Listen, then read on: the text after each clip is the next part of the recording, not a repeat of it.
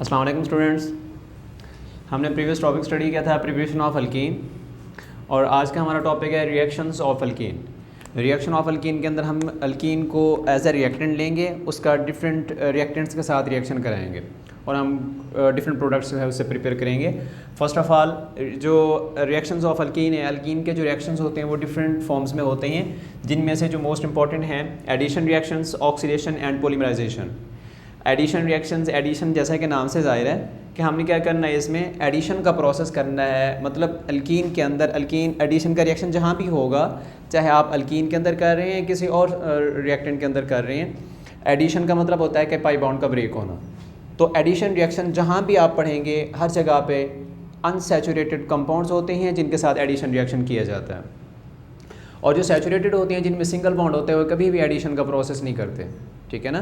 तो जब भी एडिशन का वर्ड आ जाए ये बात आपके माइंड में आ जानी चाहिए कि आपका जो रिएक्शन होगा वो अनसैचुरेटेड कंपाउंड के साथ होगा। ठीक है ना। तो अनसैचुरेटेड कंपाउंड के अंदर क्योंकि पाई बॉन्ड होता है और एडिशन रिएक्शन में पाई बॉन्ड ब्रेक हो जाता है और सारे सिग्मा बॉन्ड बनते हैं, जो आपका प्रोडक्ट होगा वो क्या होगा, सैचुरेटेड। मतलब एडिशन के अंदर अनसैचुरेटेड से सैचुरेटेड प्रोडक्ट्स बनते हैं। ठीक है ना। उसके बाद आ जाता है ऑक्सीडेशन रिएक्शन। इसमें एडिशन ऑफ ऑक्सीजन, हम इसी अल्कीन के अंदर, क्योंकि हम अल्कीन से रिलेटेड रिएक्शंस को स्टडी कर रहे हैं, तो अल्कीन के अंदर ऑक्सीजन को ऐड करेंगे तो आपका ये प्रोसेस ऑक्सीडेशन कहलाएगा। इससे डिफरेंट प्रोडक्ट्स भी हम इससे प्रिपेयर करेंगे। नेक्स्ट है पॉलीमराइजेशन। पॉलीमर एक वर्ड है यहाँ पे, पॉली, ये टू वर्ड्स हैं, एक पॉली वर्ड है, दूसरा इसके अंदर है मेराइजेशन। मेराइज का मतलब होता है यूनिट्स। तो मतलब क्या हुआ कि यूनिट, स्मॉलर यूनिट्स मिलेंगे और आपके पास एक लार्जर यूनिट बनेगा जिसको हम पॉलीमराइज, और ये प्रोसेस क्या कहलाएगा, पॉलीमराइजेशन। स्मॉल मॉलिक्यूल्स मिलेंगे और एक लार्ज मॉलिक्यूल बनता है।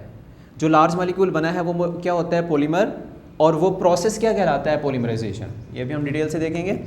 अब फर्स्ट ऑफ ऑल हम स्टार्ट करेंगे एडिशन रिएक्शंस को। एडिशन रिएक्शन में हमने देखना है हाइड्रोजनेशन एंड हाइड्रोहेलोजिनेशन। नेक्स्ट आ जाता है एडिशन ऑफ सल्फ्यूरिक एसिड, किसके अंदर करेंगे, अल्कीन के अंदर, क्योंकि हम अल्कीन्स के रिएक्शन को स्टडी कर रहे हैं। नेक्स्ट आ जाएगा addition of halogens, fluorine, chlorine, bromine, iodine, किसका रिएक्शन पॉसिबल हो सकता है, किसका नहीं होगा, तो ये सारी चीज़ें यहाँ पे डिस्कस करेंगे। नेक्स्ट है एडिशन ऑफ हाइपोहेलस एसिड, इसको HOX के नाम से भी डिनोट करते हैं, तो अगर इसका नाम लिखेंगे तो इसको बोलते हैं हाइपोहेलस एसिड। तो ये जो रिएक्शंस हैं ये एडिशन रिएक्शन से रिलेटेड हैं। First of all addition reaction को स्टार्ट करने से पहले यहाँ से हम स्टार्ट लेंगे एडिशन रिएक्शंस। एडिशन रिएक्शंस जितने भी हैं, अभी मैंने आपको बताया कि ये जितने भी रिएक्शंस हैं सारे के सारे किसके ऊपर डिपेंड करेंगे, अनसैचुरेटेड आपका रिएक्टेंट होगा। ठीक है ना। अनसैचुरेटेड रिएक्टेंट होगा, पाई बॉन्ड ब्रेक होगा, तो एक आपका प्रोडक्ट बनेगा जो कि सैचुरेटेड होगा। ये जितने भी रिएक्शंस हैं उनके लिए एक जनरल मैकेनिज्म है। ये जनरल मैकेनिज्म आपके जितने भी हमने टाइप्स यहाँ पे स्टडी किए हैं इसी हिसाब से प्रोसीड होगा। अगर ये रिएक्शन आप लोग समझ लेते हैं इसका जनरल मैकेनिज्म, तो इससे रिलेटेड जितने भी रिएक्शंस होंगे, जितने भी मैकेनिज्म आप करते जाएंगे, इसी प्रोसेस को वो फॉलो करेंगे। फर्स्ट ऑफ ऑल देखें, ये ई बॉन्ड NU यहाँ पे है, मतलब ये आपका रिएक्टेंट होगा स्टार्ट पे जो रिएक्शन को स्टार्ट करेगा। ठीक है ना। आपका रिएक्शन कहाँ से स्टार्ट होगा, ये कोई भी हो सकता है रिएक्टेंट जिसको आपने अल्कीन के साथ रिएक्ट करवाना है। वो आपके पास H2O हो सकता है, वो आपके पास HCl हो सकता है, H2SO4, कोई भी हो सकता है इनमें से। ठीक है ना। तो वो जो होगा सबसे पहले उसके बॉन्ड्स ब्रेक होंगे। तो किस तरह से देखें, ये एक जनरल वर्ड है E एंड NU, आगे मैं बताऊंगा साथ साथ कि ये क्या चीज़ें हैं। E देखें, इनके दरमियान एक बॉन्ड है E और N के दरमियान। आपको पता है कि एक बॉन्ड के अंदर कितने इलेक्ट्रॉन्स होते हैं, 2 इलेक्ट्रॉन्स होते हैं। एक इलेक्ट्रॉन इस एटम का है NU का, एक इलेक्ट्रॉन जो है यहाँ पे E का है।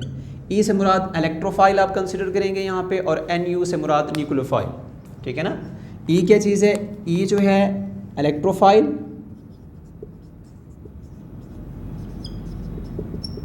और NU जो है इसको बोलेंगे न्यूक्लियोफाइल। ये मैंने आपको बताया था कि इलेक्ट्रोफाइल और न्यूक्लियोफाइल क्या होता है, इस एक दफ़ा फिर से इसको देख लेते हैं। इलेक्ट्रोफाइल, ये जो वर्ड है इलेक्ट्रोफाइल, ये 2 वर्ड्स हैं। एक इलेक्ट्रो, आप यहाँ पे इलेक्ट्रो से वैसे चार्ज होता है, यहाँ पे आप कंसिडर करें कि ये इलेक्ट्रो से इलेक्ट्रॉन, और फाइल का मतलब होता है लविंग या अट्रैक्शन। इसका मतलब ये इलेक्ट्रोफाइल क्या है, एक ऐसी स्पीशी है जिसने क्या करना है, इलेक्ट्रॉन को अपनी तरफ अट्रैक्ट करना है।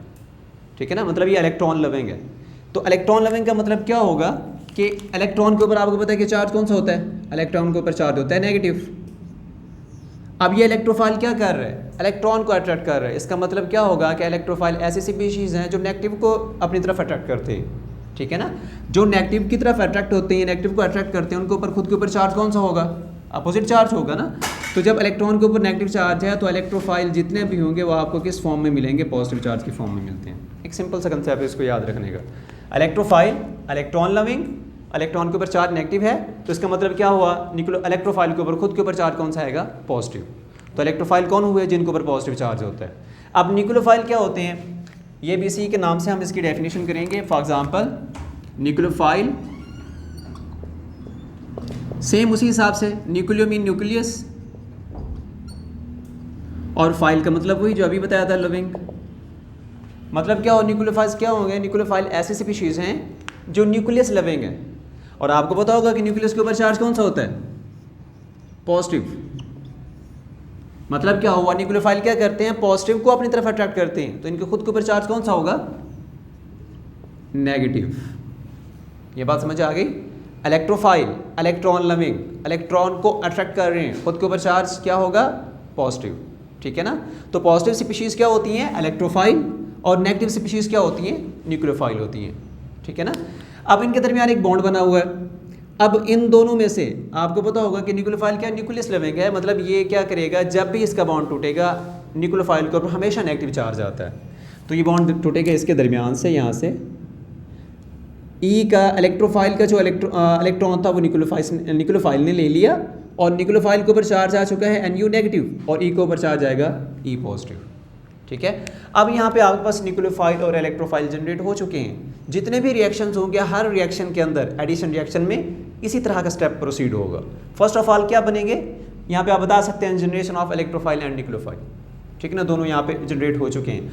अब जब रिएक्शन स्टार्ट होगा, जो ये फर्स्ट स्टेप है, पहला स्टेप है ये वाला, ये पहला स्टेप है। तो फर्स्ट स्टेप के अंदर कौन अटैक करेगा, इलेक्ट्रोफाइल। लेकिन ये बात याद रखनी है, एरो जो लगाए जाते हैं ना, एरो इलेक्ट्रॉन की शिफ्टिंग को शो कर रहे होते हैं। इलेक्ट्रोफाइल आता है, इलेक्ट्रोफाइल के ऊपर चार्ज कौन सा है, पॉजिटिव, ठीक है ना। अब इलेक्ट्रोफाइल के ऊपर जब चार्ज पॉजिटिव है तो ये बॉन्ड जो पाई बॉन्ड है, आपको ये पता होगा कि पाई बॉन्ड क्या होता है, वीक होता है। क्यों वीक होता है, क्योंकि इसकी हेड टू हेड ओवरलैपिंग नहीं होती, पैरेलल ओवरलैपिंग होती है, जिसकी वजह से क्या होता है, वीक होता है। और इलेक्ट्रॉन डेंसिटी एक्सेस के ऊपर और नीचे होती है, इस वजह से वीक है। अब देखिए ये जो पाई बॉन्ड है, पाई बॉन्ड में 2 इलेक्ट्रॉन हैं। अब ये 2 इलेक्ट्रॉन क्या करते हैं, इन दोनों में से कोई एक कार्बन क्या करेगा, दूसरे से इलेक्ट्रॉन को लेके इसको डोनेट करेगा। अब बेसिकली ना ये जो प्रोसेस है ये होता है ऐसे है, ये कार्बन के दरमियान जो डबल बॉन्ड है ना, ये डबल बॉन्ड टूटता है। किस फॉर्म में टूटेगा, फॉर एग्जांपल देखें, ये 2 इलेक्ट्रॉन थे, मैं कहता हूँ ये बॉन्ड टूटा इस जगह से, इधर से टूटा, तो इलेक्ट्रॉन किसके पास गया, इस कार्बन के पास। जब ये दोनों इलेक्ट्रॉन इस कार्बन के पास आएंगे तो इसके ऊपर चार्ज क्या आ जाएगा, इस कार्बन के ऊपर। फॉर एग्जांपल ये दोनों इलेक्ट्रॉन इसके पास है, इसके ऊपर नेगेटिव चार्ज, और जहाँ से इलेक्ट्रॉन को छीना गया है उसके ऊपर चार्ज पॉजिटिव आता है, ठीक है। ये स्टेप बाय स्टेप होता है, लेकिन यहाँ पे एक एरो इस तरह दिखाया गया है। मतलब अगर ये कार्बन इन दोनों इलेक्ट्रॉन को लेके क्या करता है, इसके साथ अपनी जो है कवरिंग करता है, बॉन्ड बनाता है, या फिर ये कार्बन हो सकता है या फिर ये हो सकता है, या इलेक्ट्रॉन दोनों ये ले लेगा, इसको डोनेट करेगा, एक अपने साथ जोड़ लेगा, या फिर ये कार्बन जो है इन दोनों इलेक्ट्रॉन को खींच के इसके साथ अपना बॉन्ड बना लेगा, इससे बॉन्ड तोड़ देगा। मतलब यहाँ पे अगर मैं कहूँ कि बॉन्ड जो है टूटता है यहाँ से, इस जगह से बॉन्ड टूटा। अब ये दोनों इलेक्ट्रॉन इस कार्बन के पास आएंगे ना, अब यही कार्बन क्या करता है, इन दोनों इलेक्ट्रॉन्स को ले जाता है इसके पास, इलेक्ट्रोफाइल के पास। अब इलेक्ट्रोफाइल के ऊपर पॉजिटिव चार्ज है, मतलब इसके ये जो है इसके पास इलेक्ट्रॉन नहीं है, तो ये कार्बन क्या करेगा, ये दोनों इलेक्ट्रॉन जो यहाँ से लेगा, एक का अपना इलेक्ट्रॉन इस कार्बन का अपने पास रहेगा, ये दूसरा जो इलेक्ट्रॉन है ये क्या करेगा, इसके साथ जो है शेयरिंग करके इसकी बॉन्ड इसके इलेक्ट्रॉन की कमी को पूरा करके ना इसके साथ अपना बॉन्ड बना लेता है, जो कि यहाँ पे बॉन्ड बना हुआ है। इसमें वही 2 इलेक्ट्रॉन्स हैं जो यहाँ पे मौजूद थे इस जगह पे, इसने इससे इलेक्ट्रॉन को छीन के किसके साथ, इसके साथ इलेक्ट्रोफाइल के साथ बॉन्ड बना लिया, ठीक है। अब इलेक्ट्रॉन कहाँ से छीने गए हैं, अगले कार्बन से इलेक्ट्रॉन को छीना गया है, तो अगले कार्बन पे इलेक्ट्रॉन की कमी हो जाएगी। जब अगले कार्बन पे इलेक्ट्रॉन की कमी हो जाएगी तो इसके ऊपर चार्ज कौन सा आएगा, पॉजिटिव चार्ज। तो इस वजह से इस वाले कार्बन के ऊपर कौन सा चार्ज आ चुका है, पॉजिटिव। ये फर्स्ट स्टेप है।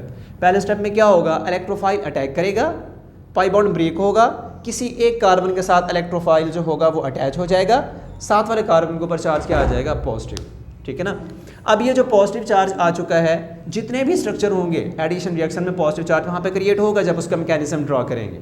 तो जो जब कार्बन के ऊपर पॉजिटिव चार्ज आ जाता है तो हम उसको बोलते हैं कार्बोकेटाइन। तो आपके पास ये प्रोडक्ट कौन सा बना हुआ है, कार्बोकेटाइन ये प्रोडक्ट है। जो भी प्रोडक्ट बनेगा वो कार्बोकेटाइन ही होगा, ठीक है ना। ये कार्बोकेटाइन यहाँ पे बना है। अब ये कार्बोकेटाइन अगले स्टेप में आपने ऐसे जैसा था वैसे का वैसा यहाँ पे लिख दिया कार्बोकेटाइन। अब आपके पास दूसरे सॉल्यूशन के अंदर क्या चीज़ मौजूद है, न्यूक्लियोफाइल है जिसके ऊपर नेगेटिव चार्ज है। अब ये न्यूक्लियोफाइल क्या करेगा, न्यूक्लियोफाइल के ऊपर चार्ज कौन सा है, नेगेटिव, ठीक है ना। अब ये नेगेटिव चार्ज क्या करेगा, इसके पॉजिटिव को अट्रैक्ट, इसके पॉजिटिव के साथ जो अटैचमेंट शो करेगा। इसने इलेक्ट्रॉन डोनेट किए इस कार्बन को, क्योंकि कार्बन को इलेक्ट्रॉन की ज़रूरत है, इसने अपने 4 बॉन्ड पूरे करने हैं कार्बन ने, ठीक है ना। तो ये जब ये 2 इलेक्ट्रॉन क्या करेगा, इसको इलेक्ट्रॉन डोनेट करके इसके साथ अपना बॉन्ड बना लेगा। ये जो न्यूक्लियोफाइल है ना, इसके पास इलेक्ट्रॉन की कमी है, इसके पास इलेक्ट्रॉन ज़्यादा है, ये इसको इलेक्ट्रॉन डोनेट करके इसके साथ बॉन्ड बना लेगा। तो इनके दरमियान ये वाला इस तरह से 2 इलेक्ट्रॉन से इसका बॉन्ड बन जाएगा, ठीक है। ये जो आप लोग मिस्टेक करते हैं, कल जो इन लोगों ने रिएक्शन सेंड किए थे, ये कार्बन की वैलेंसी भी सेटिस्फाई नहीं करते। कार्बन का याद रखना कि कार्बन के जो मैक्सिमम बॉन्ड्स होते हैं 4 होते हैं, ठीक है ना। तो कार्बन कभी, अब देखें यहाँ पे 3 बॉन्ड्स बनाए हुए लेकिन स्टेबल नहीं है, ये हाईली अनस्टेबल है। ये जितनी जल्दी होगी कार्बन को ये अपने आप को स्टेबल करने की कोशिश करेगा। जितना जल्दी होगा किसी से रिएक्शन अगर पॉसिबल है तो ये रिएक्शन प्रोसीड करने की कोशिश करेगा। तो कार्बन ना तो 3 बॉन्ड्स में एग्जिस्ट करता है स्टेबिलिटी की फॉर्म में, और ना के 5 बॉन्ड्स में। कार्बन के 5 बॉन्ड्स तो बनते ही नहीं है। आखिरी चेन में 4 इलेक्ट्रॉन होते हैं, इसने 4 इलेक्ट्रॉन शेयर करके जो है अपना 4 बॉन्ड्स कंप्लीट कर लेने हैं, ऑक्टेट कंप्लीट हो जाता है। तो मैक्सिमम इसके बॉन्ड्स कार्बन के कितने होते हैं, 4 बनते हैं, 5 कभी नहीं बनते। ये अक्सर लोगों की मिस्टेक थी। तो देखें ये general mechanism, first of all क्या होता है कि इलेक्ट्रोफाइल और न्यूक्लियोफाइल बनते हैं, फिर इलेक्ट्रोफाइल अटैक करता है और किसी एक कार्बन के साथ जुड़ जाता है, साथ वाले कार्बन के ऊपर चार्ज क्या आएगा, पॉजिटिव। अब अगले स्टेप पे क्या होगा, जो न्यूक्लियोफाइल बना था वो न्यूक्लियोफाइल उस पॉजिटिव कार्बन के ऊपर अटैक करेगा और जो है उसके साथ उसकी कमी को, इलेक्ट्रॉन की कमी को पूरा करके उसके साथ अटैच हो जाएगा, ठीक है। आपका ये फाइनल प्रोडक्ट बन जाएगा जो कि सिंगल बॉन्ड है और ये सैचुरेटेड है, ये अनसैचुरेटेड है और ये सैचुरेटेड प्रोडक्ट बन गया। अब इसी से रिलेटेड हम एग्जांपल्स देखेंगे। सबसे पहली टाइप है हाइड्रोजनेशन। आपने जब अल्केन को स्टडी किया था तो अल्केन के अंदर भी हमने देखा था कि हाइड्रोजनेशन क्या होता है। नाम से आपने इसकी डेफिनेशन को याद रखना है कि एक वर्ड है हाइड्रोजन, यहाँ पे आपको कंप्लीट नज़र आ रहा है हाइड्रोजन। एशन वर्ड लास्ट पे है, इसको हम इस तरह से याद रख सकते हैं, एडिशन। अगर यहाँ पे शुरू में डी लगा होता तो आप इसको फिर कंसिडर नहीं करते, फिर डी को फॉलो करते, ठीक है, रिमूवल ऑफ हाइड्रोजन। सॉरी। तो यहाँ पे देखें हाइड्रोजन कंप्लीट आपको नजर आ रहा है, एशन मतलब एडिशन है। तो यहाँ हम इसकी डेफिनेशन किस तरह कर सकते हैं, addition of hydrogen is called hydrogenation. कहीं पे अगर एडिशन ऑफ हाइड्रोजन लिखा हुआ है या हाइड्रोजनेशन लिखा हुआ है, मतलब दोनों का सेम है, मतलब आपने हाइड्रोजन को ही ऐड करना है उस रिएक्टेंट में। डेफिनेशन किस तरह करेंगे, the addition of hydrogen in unsaturated compound. ये मैंने अभी बताया था कि जब भी आप एडिशन का प्रोसेस करेंगे आपका रिएक्टेंट कौन सा होगा, अनसैचुरेटेड होगा। Addition of hydrogen in unsaturated compound in the presence of a catalyst. Catalyst कोई भी यूज़ कर सकते हैं हाइड्रोजनेशन के लिए, प्लेटिनियम, प्लेटियम एंड निकल हम यूज़ करते हैं इस मकसद के लिए। कैटलिस्ट यूज़ करेंगे to prepare the saturated compound. Reactant क्या होगा, अनसैचुरेटेड। आपने हाइड्रोजन को ऐड किया तो आपके पास प्रोडक्ट क्या बन गया, सैचुरेटेड, ठीक है।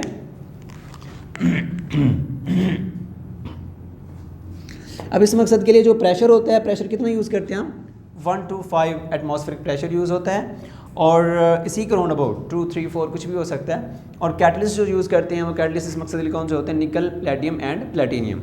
इसका भी हमने पढ़ा हुआ है कि निकल क्या चीज़ होती है, निकल जो है कब प्रोसीड होता है, प्लेटिनियम को कब यूज़ किया जाता है, प्लेटिनियम को कब यूज़ करते हैं, और सबसे ज़्यादा जो इस्तेमाल होता है वो किसका होता है, निकल का होता है। उसकी रीज़न क्या होती है, क्योंकि ये जो है इजीली अवेल है, और ये जो है हमें जो है बाकी इनकी निस्बत जो है ना, ये जो है बाकी दो पैलेडियम एंड प्लेटिनियम ये एक्सपेंसिव होते हैं कैटलिस्ट, इस वजह से इनका इस्तेमाल बहुत कम है।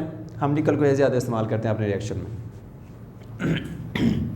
उसके बाद इसी से रिलेटेड है आपने जब ये बता के आपने इसका रिएक्शन भी लिख सकते हैं यार। निकल जो है, जब हम यहाँ पे अल्कीन के हाइड्रोजनेशन करते हैं तो अल्कीन के लिए एक वर्ड यूज़ करते हैं, निकल जो है ना, रेने निकल इस्तेमाल किया जाता है। रेने एक साइंटिस्ट का नाम है।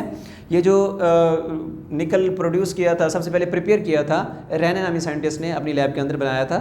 उसने क्या किया, उसने निकल एल्यूमिनियम एलॉय, ठीक है ना, एलॉय का मतलब होता है मिक्सचर, कि निकल और एल्यूमिनियम ये दोनों पहले इनको मेल्ट किया जाता है, मेल्ट करके इनको एक दूसरे के अंदर कंडेंस फॉर्म में लिया जाता है।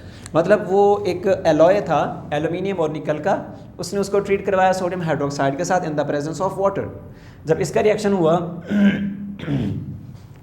जो निकल यहाँ पे मौजूद है इस एल्यूमिनियम इसके साथ एलॉय की फॉर्म में, ये यहाँ से सेपरेट हो जाती है, और दूसरा यहाँ पे आ जाता है सोडियम एल्यूमिनियम ऑक्साइड, जो यहाँ से प्रोडक्ट बन जाएगा। सोडियम एल्यूमिनियम इधर से निकलेगा, सोडियम इधर से, और ये ऑक्सीजन जो है यहाँ से आकर इसके साथ रिएक्ट कर जाता है। तो आपने इसके प्रोडक्ट्स को जैसे याद रखना है, सोडियम एल्यूमिनियम ऑक्साइड, और साथ क्या होते हैं, हाइड्रोजन गैस जो है रिलीज़ होती है। हाइड्रोजन किस फॉर्म में रिलीज़ होते हैं, अगर आपको इस फॉर्म में लिखेंगे H2, अब देखें हाइड्रोजन कितने हैं यहाँ पे रिएक्टेंट में, 2 यहाँ पे हैं और एक ये है, टोटल 3 हाइड्रोजन एटम्स हैं। अगर आप उसको मॉलिक्यूलर फॉर्म में लेंगे तो साथ आप लिखेंगे 3/2। अगर आप इसको मॉलिक्यूलर फॉर्म में फॉर एग्जांपल नहीं लेते, आप इसको इस तरह लिखते हैं, एटॉमिक फॉर्म में लिख देते हैं, ये बाद में रिएक्ट करके हाइड्रोजन गैस बन जाती है, ठीक है ना। तो देखें अगर एटॉमिक फॉर्म में आप लेंगे तो एटॉमिक फॉर्म देखें एक एटम है, तो कितने एटम थे रिएक्टेंट में, 3, तो आप इसको 3 से मल्टीप्लाई कर देंगे, +3, फिर इसको लिखने की ज़रूरत नहीं है। अगर H2 की फॉर्म में लिखेंगे तो आप उसको 3/2 से करेंगे, मल्टीप्लाई करेंगे। अगर आप उसको एटॉमिक फॉर्म में ले रहे हैं तो जितने एटम थे उसको 3 से मल्टीप्लाई कर देना है, ठीक है। इस तरह भी लिख सकते हैं, इस तरह भी लिख सकते हैं। अब उसके बाद देखें नेक्स्ट रह जाते हैं आपके पास हीट ऑफ हाइड्रोजनेशन। हाइड्रोजनेशन क्या चीज़ है, ये हम देख चुके हैं कि addition of hydrogen is called hydrogenation, ठीक है ना। लेकिन उस मकसद के लिए जब हम हाइड्रोजनेशन का प्रोसेस करते हैं ना, जहाँ भी आप हाइड्रोजनेशन का प्रोसेस कर रहे हैं, तो हाइड्रोजनेशन का जब भी प्रोसेस किया जाता है तो हीट वहाँ से रिलीज़ होती है। और आपको पता होगा कि हमने इससे रिलेटेड, हीट से रिलेटेड 2 टर्म्स को स्टडी किया था, कि अगर आपके पास फॉर एग्जांपल ये एक सिस्टम है, इसके अंदर रिएक्शन हो रहा है, ठीक है ना। अगर ये सिस्टम क्या करता है, हीट को, अगर ये एनवायरनमेंट से हीट इसके अंदर जाए, इस सिस्टम के अंदर, तो ये रिएक्शन होता है एंडोथर्मिक। एंडो का मतलब क्या होता है, एंडो इंटर से है कि हीट का इंटर होना, थर्म बोलते हैं हीट को। अगर दूसरा है कि अगर ये सिस्टम, यही एक सिस्टम है फॉर एग्जांपल, इसके अंदर रिएक्शन हो रहा है, और रिएक्शन के दौरान इसी सिस्टम से हीट जो है एनवायरनमेंट में जा रही है, हीट को रिलीज़ कर रहा है, ठीक है, हीट एग्जिट हो रही है ना। तो जब हीट एग्जिट हो तो इसके लिए हम वर्ड यूज़ करते हैं एक्सो का। तो ये रिएक्शन कौन सा हुआ, एक्सोथर्मिक रिएक्शन। जब कहीं भी रिएक्शन हो रहा है किसी बीकर में, तो हीट अगर वहाँ से निकल रही है, एटमॉस्फेयर में जा रही है, तो रिएक्शन कौन सा कहलाता है, एक्सोथर्मिक रिएक्शन होता है। अब ये जो हाइड्रोजनेशन का प्रोसेस है, जहाँ भी आप हाइड्रोजनेशन करेंगे, अल्कीन, अल्काइन या बेंजीन, किसी के साथ भी अनसैचुरेटेड आप रिएक्टेंट लें, जब भी आप हाइड्रोजनेशन का प्रोसेस करेंगे, हीट क्या होती है, रिलीज़ होती है, ठीक है ना। और जब भी हीट रिलीज़ हो तो उस प्रोसेस को बोला जाता है कि रिएक्शन क्या है, एक्सोथर्मिक। और साथ heat is evolve during the hydrogenation, heat evolve होती है। अब कितनी हीट इवॉल्व हो सकती है, each double bond in molecule release 120 kilo joule per mole. एक डबल बॉन्ड के ब्रेक होने से, अल्कीन का स्ट्रक्चर है, उसमें से एक डबल बॉन्ड ब्रेक किया आपने, ठीक है ना। क्यों, कब ब्रेक होगा, जब उसके साथ हाइड्रोजन 2 जाकर अटैच हो जाएंगे। जैसे कि यहाँ पे रिएक्शन आपके सामने रिएक्शन स्टडी करते हैं हम, जब एक डबल बॉन्ड ब्रेक होगा तो 120 किलो जूल पर मोल हीट रिलीज होगी। जब दूसरा बॉन्ड ब्रेक होगा तो 120 किलो जूल पर मोल, फिर तीसरा होगा फिर 120 किलो जूल पर मोल।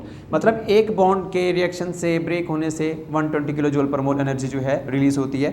इसका मकसद ये नहीं कि बॉन्ड ब्रेक हुआ तो एनर्जी रिलीज हुई, बेसिकली होता है ऐसे है कि बॉन्ड के ब्रेक, जब बॉन्ड ब्रेक होते हैं तो एनर्जी लगानी पड़ती है।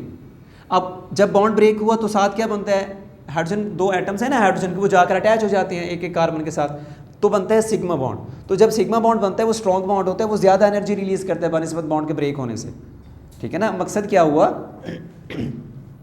यहाँ पे वर्ड यूज़ किया ना कि each double bond in a molecule, उससे कितना एनर्जी आपको मिलेगी, 120 किलो जूल पर मोल। इसका मतलब ये नहीं है कि बाई बॉन्ड ब्रेक हुआ उसके ब्रेक होने से जो एनर्जी निकल रही है वो जो है हमारे पास हीट ऑफ हाइड्रोजनेशन है। हीट ऑफ हाइड्रोजनेशन का मतलब है हाइड्रोजन के ऐड होने से जो एनर्जी निकलेगी। पाई बॉन्ड ब्रेक हुआ, हमने एनर्जी लगाई, सिस्टम ने एनर्जी ली, उसके बाद जब ये हाइड्रोजन जाकर अटैच होते हैं, सिग्मा बॉन्ड बनता है, तो तब उस वक्त जो है एनर्जी रिलीज होती है, तो उस एनर्जी को हम बोलते हैं हीट ऑफ हाइड्रोजनेशन, ठीक है ना। तो उस वक्त एक मॉलिक्यूल के ऐड होने से कितना एनर्जी रिलीज होती है, 120 किलो जूल पर मोल। अब रिएक्शन देखें, सबसे सिंपल एग्जांपल यहाँ पे पुट की गई है कि आपके पास इथीन है जो डबल बॉन्ड इनके दरमियान में कार्बन कार्बन के दरमियान में मौजूद है, इसमें 2 इलेक्ट्रॉन्स होते हैं। अब सबसे पहला प्रोसेस क्या है कि आपने इसके अंदर हाइड्रोजनेशन का प्रोसेस करना है। हाइड्रोजनेशन से क्या होगा कि बॉन्ड ब्रेक हुआ इसका, तो जब बॉन्ड ब्रेक होगा, फॉर एग्जांपल यहाँ पे मैं बताता हूँ, ये 2 हाइड्रोजन इसके साथ इस तरह अटैच है। अब इसका एक बॉन्ड जो है दोनों का दरमियान में जो एक डबल बॉन्ड था ये ब्रेक हुआ, ये फॉर एग्जाम्पल ब्रेक हुआ, इसकी वैलेंसी भी फ्री होगी, इसकी भी फ्री होगी। अब दोनों का एक एक बॉन्ड जो है वो कम हो जाता है क्योंकि दोनों ने शेयर किया होता है, एक बॉन्ड जो उसके दरमियान बना हुआ था वो टूट जाता है, तो दोनों की वैलेंसी फ्री हो जाती है। तो एक वैलेंसी इसकी कम है, एक इसकी कम है। तो हाइड्रोजन एटम हमारे पास कितने हैं? 2 हाइड्रोजन एटम है जिसको हमने H बॉन्ड H के फॉर्म में लिया हुआ है। एक हाइड्रोजन एटम जाकर इसके साथ अटैच हो जाएगा, दूसरा हाइड्रोजन एटम जाकर इसके साथ अटैच हो जाएगा, तो आपके पास प्रोडक्ट क्या बनेगा?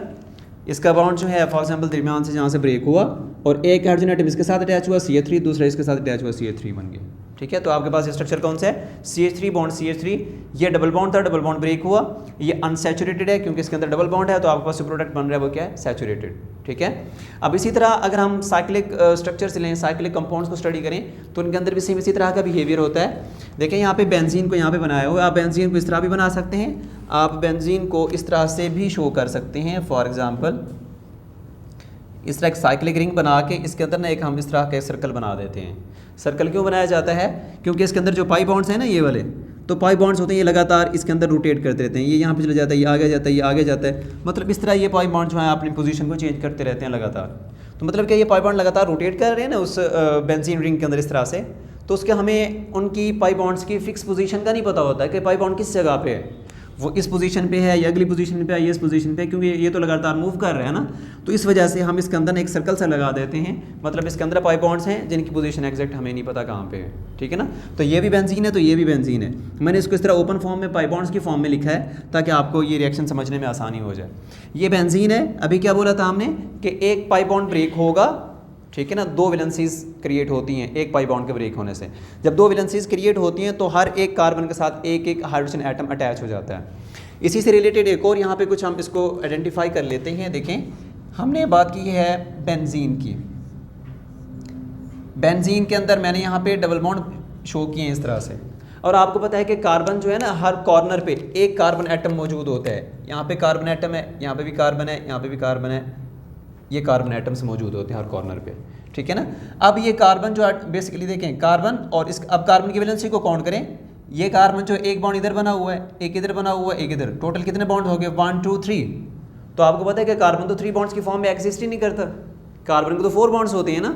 तो इसका मतलब क्या हुआ कि इसका मतलब ये हुआ कि कार्बन के साथ इस जगह पे हाइड्रोजन एटम मौजूद हैं, लेकिन जब हम रिंग स्ट्रक्चर बनाते हैं ना तो हाइड्रोजन एटम को वहाँ पे शो करने की ज़रूरत नहीं होती, आप उसको एज इट बना सकते हैं। ठीक है ना, इस तरह बना दें तो भी ठीक है। अगर आप हाइड्रोजन को शो ना करें, जो केमिस्ट होते हैं उनको इतना पता होता है कि ये रिंग स्ट्रक्चर है, तो रिंग फॉर्म में, साइक्लिक फॉर्म में जो भी स्ट्रक्चर्स होते हैं वहाँ पे हाइड्रोजन को शो नहीं किया जाता, जस्ट उसको एक साइकिल की फॉर्म में शो किया जाता है। ठीक है ना, तो अब कार्बन की मतलब कार्बन के साथ एक एक हाइड्रोजन एटम यहाँ पे ऑलरेडी लगा हुआ है। ठीक है ना, जब देखें, जब मैंने एक बॉन्ड यहाँ से ब्रेक किया, ये हाइड्रोजन बॉन्ड मैंने यहाँ से तो पाई बॉन्ड मैंने यहाँ से तोड़ दिया, तो कितनी वैलेंसीज यहाँ से क्रिएट होगी? एक इसकी वैलेंसी और एक इसकी वैलेंसी, क्योंकि इन दोनों के दरमियान पाई बॉन्ड था ना। तो कितने हाइड्रोजन एटम आकर अटैच होंगे इसके साथ? एक हाइड्रोजन एटम इधर अटैच होगा, एक हाइड्रोजन एटम इधर, मतलब H2 एक मॉलिक्यूल आपने यूज़ कर लिया यहाँ पे 2 कार्बन एटम्स के दरमियान। अब दूसरा पाई बॉन्ड टूटेगा, अब इसी तरह एक वैलेंसी इसकी क्रिएट हो जाएगी, एक इसकी होगी, क्योंकि दोनों के दरमियान बॉन्ड बना हुआ था। तो दूसरा मॉलिक्यूल आएगा, एक हाइड्रोजन इसका इसके साथ, दूसरा हाइड्रोजन इसके साथ अटैच हो जाएगा। ठीक है, इसी तरह ये बॉन्ड बना हुआ है इन 2 कार्बन के दरमियान, ये बॉन्ड ब्रेक हुआ, इसकी वैलेंसी भी फ्री होगी, इसकी भी एक बनेगी, तो एक मॉलिक्यूल और आएगा H2 की फॉर्म में, इनमें से एक हाइड्रोजन यहाँ पे अटैच हो जाएगा, एक हाइड्रोजन यहाँ पे अटैच हो जाएगा। ठीक है ना, अब हर कार्बन के पास कितने हाइड्रोजन एटम हो चुके हैं? 2 यहाँ पे हाइड्रोजन एटम्स हैं, 2 यहाँ पे बॉन्ड बने हुए, टोटल 4 हो गए। अब अगर हम इसको इस तरह से लिखना चाहें साइक्लिक फॉर्म में, मैंने बताया था जब साइक्लिक फॉर्म में हम लिखते हैं तो वहाँ पे हाइड्रोजन एटम को शो करने की ज़रूरत नहीं होती। अगर मैं हाइड्रोजन एटम को शो ना करूँ तो पाई बॉन्ड्स भी यहाँ पे नहीं है जो हमने ब्रेक कर दी हैं। तो मतलब ये कार्बन एटम जो होगा, ये आपको पता चल जाना चाहिए कि यहाँ पे कार्बन एटम, इसके 2 बॉन्ड्स यहाँ पे बने हुए हैं, लेकिन 2 बॉन्ड और भी हैं जिसको हमने शो नहीं किया, जो कि हाइड्रोजन एटम के साथ बने हुए हैं। तो मतलब क्या हुआ? इसका मतलब ये हुआ कि आपने बेंजीन के साथ हाइड्रोजनेशन का प्रोसेस किया, एक बॉन्ड को ब्रेक करने के लिए एक मॉलिक्यूल यूज़ हो रहा है, क्योंकि एक मॉलिक्यूल के अंदर कितने बॉन्ड्स कितने एटम्स हैं, 2 हाइड्रोजन एटम्स हैं। तो कितने बॉन्ड्स हैं, 1 2 3, तो कितने हाइड्रोजन एटम्स यहाँ पे यूज़ हुए, 6 एटम्स यूज़ होंगे, 3 मॉलिक्यूल्स, ठीक है ना, 6 एटम्स निकलेंगे। तो कार्बन, ये जो आपका स्ट्रक्चर है ना, इसके अंदर कितने कार्बन है, टोटल 6 कार्बन है, तो हर एक कार्बन के साथ एक एक हाइड्रोजन एटम अटैच हो जाता है। अब ये बेंजीन है, जो ये स्ट्रक्चर बना हुआ है, ये तो बेंजीन नहीं है ना। तो बेंजीन क्या चीज़ होती है, बेंजीन ऐसे हमारे पास कंपाउंड्स होते हैं जिनमें आल्टरनेट डबल बॉन्ड मौजूद होते हैं। आल्टरनेट का मतलब होता है एक पोजीशन छोड़ के एक, डबल बॉन्ड है, फिर सिंगल आएगा, फिर डबल आएगा, फिर सिंगल आएगा। जैसे कि देखें यहाँ पे डबल बॉन्ड है, आगे सिंगल है, फिर डबल है, फिर सिंगल है, फिर डबल है, फिर सिंगल है, ठीक है ना। तो इस तरह से इसको बेंजीन बोलेंगे। ये बेंजीन नहीं है। ये कितने कॉर्नर हैं इसके, 6 हैं। तो 6 जहाँ पे कार्बन एटम्स है उसके लिए हम वर्ड यूज़ करते हैं हेक्स का, ठीक है, हेक्स, ठीक है। सारे सिंगल बॉन्ड है ना, तो सिंगल बॉन्ड के लिए क्या लगाते हैं, ANE, ये हेक्सेन। लेकिन कौन सा हेक्सेन है, ओपन चेन है या साइक्लिक है। अगर साइक्लिक है तो इसके शुरू में आप लगा देंगे साइक्लोहेक्सेन, इसका नाम बनेगा, ठीक है।